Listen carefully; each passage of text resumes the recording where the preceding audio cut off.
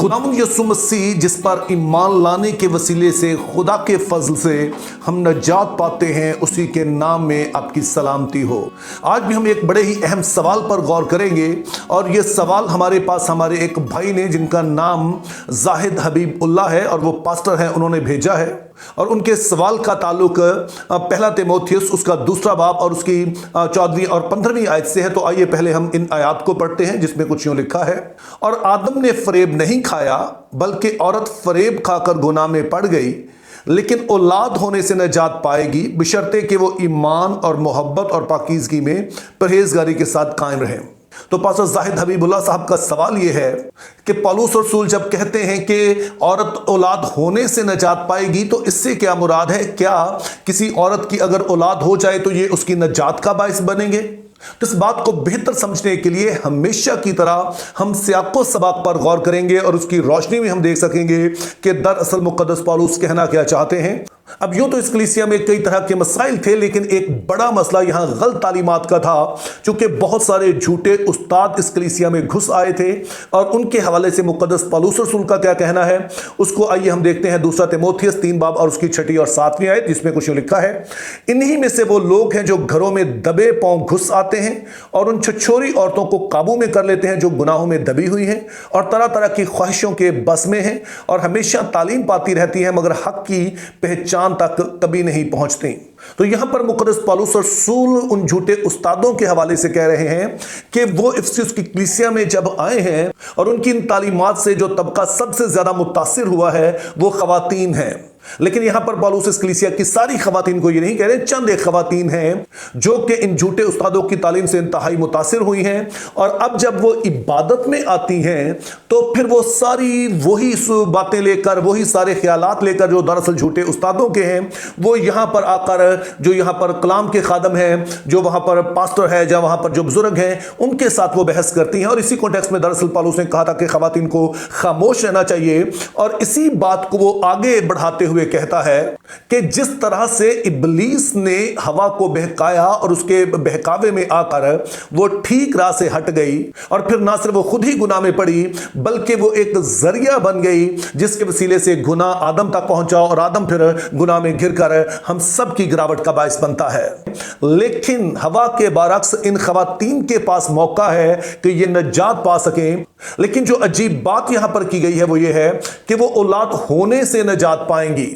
अब ये वाली आयत बाइबल मुकद्दस की उन चंद आयत में से हैं जिन पर बहुत ज्यादा बहस है और जिनको समझना आसान नहीं है, और कई तरह के इस बारे में नजरियात पाए जाते हैं। तो इस बारे में पहला नजरिया तो यह है कि यहां पर जब कहा गया नजात, तो ये हम रूहानी नजात की बात नहीं कर रहे, बल्कि ये जिस्मानी तकलीफ की बात हो रही है कि वो जो कि बच्चे की पैदाइश के साथ तकलीफ जुड़ी हुई थी, दर्द ज़ै और दीगर इससे जो जुड़ी हुई जो तकालीफ हैं, तो खुदा यहां पर कह रहा है कि वो खवातीन जो खुदा पर ईमान ले आती हैं फिर वो उससे निजात पा जाएंगी। लेकिन इस नजरिए का 2 वजूहात की बिना पर इनकार कर दिया जाता है, इसको रद्द कर दिया जाता है। पहले नंबर पर तो हम देखते हैं कि बड़ी ही ईमानदार खवातीन हैं जिनकी जिंदगी से नजर आता था कि वो यीशु मसीह पर ईमान रखती हैं। उन्होंने ना सिर्फ ये सारी तकलीफ सही बल्कि बाज तो इस तकलीफ के दौरान अपनी जान से भी चली गई। तो इसलिए बज़ाहिर नहीं लगता है कि इस आयत का ये मतलब है कि जिस्मानी तौर पर वो तकलीफ से निजात पाएंगी। दूसरा नजरिया ये पाया जाता है कि यहां औरत से मुराद जो है वो मुकद्दसा मरियम है। और जिस तरह से हम देखते हैं कि हवा जो है वो गुनाह को इस दुनिया में लाने का बायस बनी है, मुकद्दसा मरियम चूंकि यीशु मसीह को दुनिया में लेके आई, इस दुनिया के निजात दहिंदे को, तो इस तरह से इस बात का मतलब यह बनेगा कि जिस तरह से एक खातून यानी कि जो हवा है उसके सबब से गुनाह आया है, वो गुनाह का बायस बनी है, तो वैसे ही एक खातून जो कि मुकद्दसा मरियम है वो निजात दहिंदा को दुनिया में लाकर निजात का बायस बनी है। लेकिन ये नजरिया भी कुछ ज्यादा मकबूल नहीं है, चूंकि कहीं पर भी हमें इससे मिलता जुलता कोई पैगाम, इससे मिलती जुलती सोच, मिलती जुलती तालीम कहीं पर भी नहीं पाई जाती है। और वैसे भी यहां पर यह नहीं कहा गया है कि उसकी वजह से नजात दहिंदा आएगा, बल्कि लिखा है कि वो खुद नजात पाएगी। तो अगर हम इसको मुकद्दसा मरियम से जोड़ते हैं तो ये बात मुकद्दसा मरियम की हद तक तो ठीक रहेगी, फिर बाकियों के बारे में हम क्या कहेंगे, बाकी खवातीन के हवाले से हम किस तरह से ये बात कह सकते हैं। और मुकद्दसा मरियम के बारे में ये बात इसलिए नहीं हो सकती है चूंकि यहां पर बात फ्यूचर की हो रही है, ना कि माजी की, कि माजी में क्या हुआ है। तो इन मुशाहदात की बिना पर यह वाला नजरिया भी जो है वो कुछ ज्यादा मकबूल नहीं है। फिर एक तीसरा नजरिया है कि चूंकि खवातीन बच्चे को जन्म देते हुए बड़ी तकलीफ से गुजरती हैं, लेकिन उनकी इस तकलीफ की वजह से नस्ल इंसानी जारी रहती है, तो इस सबब से जो खातून मां बन जाती है फिर उसको निजात का हक मिल जाता है कि वो निजात पा जाए। लेकिन अगेन बाइबल मुकद्दस इस बारे में पूरी तरह से वाज़ेह है कि जो निजात है वो खुदा की बख्शिश है, वो यीशु मसीह पर ईमान लाने से खुदा के फजल से मिलती है, ना कि किसी भी तरह का कोई काम करने से।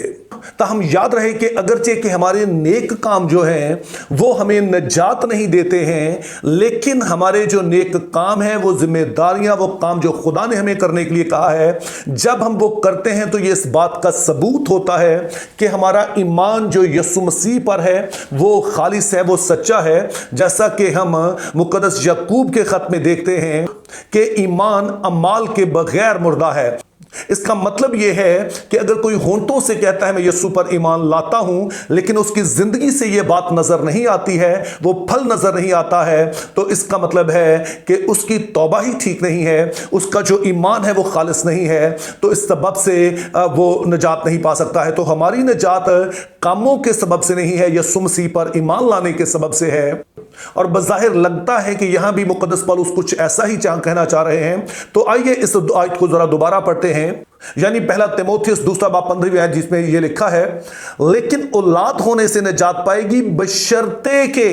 वो ईमान और मोहब्बत और पाकीज़गी में परहेजगारी के साथ कायम रहें। तो क्या आपने गौर किया कि इस आयत के शुरू में तो कहा गया कि वो औलाद होने से निजात पाएगी, लेकिन अगली बात पर ज्यादा गौर कीजिए, बशर्ते के वो कायम रहे 3 बातों में, और इन 3 बातों में से पहली चीज है ईमान। सो पौलुस रसूल यहां पर वाज़ेह तौर पर इसकी निजात को पहले तो ईमान के साथ जोड़ रहे हैं, जिससे यह बात वाज़ेह है कि यह खातून जिसकी वो बात करे वो पहले ही ईमानदार है। क्योंकि कायम रहने का मतलब होता है जो पहले से ही कोई बात हो रही है और उस चीज को खत्म ना करना बल्कि जारी रखना, तो ये खातून अपने ईमान में को जारी रखती है, उसमें कायम रहती है। लेकिन सिर्फ इतना ही नहीं, बल्कि फिर इस ईमान का सबूत अमली तौर पर देती है, जैसा कि हमेशा बाइबल मुकद्दस की तालीम है कि ईमान अमाल के बगैर मुर्दा है। तो यहां पर भी ये खातून जिसके बारे में कहा गया कि वो ईमान में कायम रहे, तो साथ कहा वो मोहब्बत और पाकीज़गी में, जो कि फिर इस ईमान के अमली पहलू हैं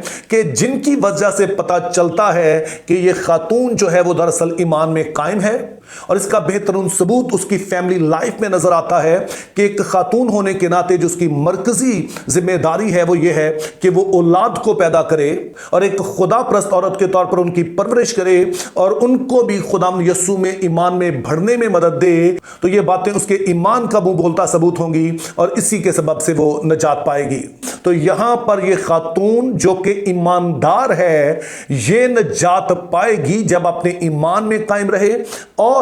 इसका सबूत अपनी मोहब्बत और पाकीज़गी से दे। यानी कि जिस तरह से ये अपनी फैमिली लाइफ में है, ये उन खवातीन की तरह नहीं है जिनको पौलुस रसूल 2 तीमुथियुस 3 बाब 7 आयत में छछोरी औरतें कहता है, बल्कि ये अपने घराने का अच्छा इंतजाम करने वाली हैं, बच्चों को पैदा करने वाली हैं, इस जिम्मेदारी को लेने वाली हैं, ना कि उन औरतों की तरह जो कि झूठे उस्तादों के निर्गे में आकर, उनके फरे में आकर कई तरह की गलत तालीमें भी फैला रही हैं और इन सारी जिम्मेदारियों से भी अपने आप को आज़ाद समझ रही हैं। तो मेरी दुआ है कि खुदा हमें फजल देता रहे कि हम बाइबल मुकद्दस की हर आयत को उसका जो ओवरऑल कॉन्टेक्स्ट है उसमें पढ़ें, ताकि जो पैगाम खुदा हमें देना चाहता है उसे हम लेकर बेहतर तौर पर आगे बढ़ सकें, उसमें गहरे हो सकें और हमारा ईमान, हमारा चाल चलन दोनों ही खुदा की मर्जी के मुताबिक हों। Think biblically, live purposefully, have a very good day.